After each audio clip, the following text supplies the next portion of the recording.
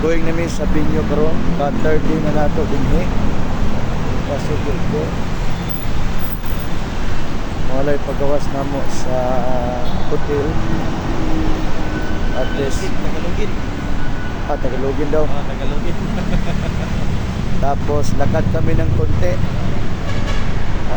Going sa venue namin. Alam mo ba na nasa harap kami ng SM North Pizza? Sa harap. So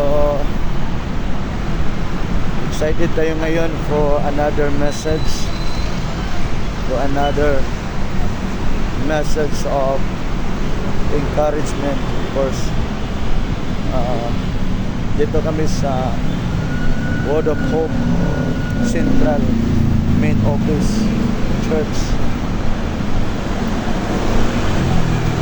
So salamat sa Panginoon sa bagong umaga na binigay sa atin. Andito na kami sa Word of Hope. Ito yung church. Ayan. So, pakita ko sa inyo ang loob dito. Para kasi itong parang mall. Yung entrance. Akyat kami.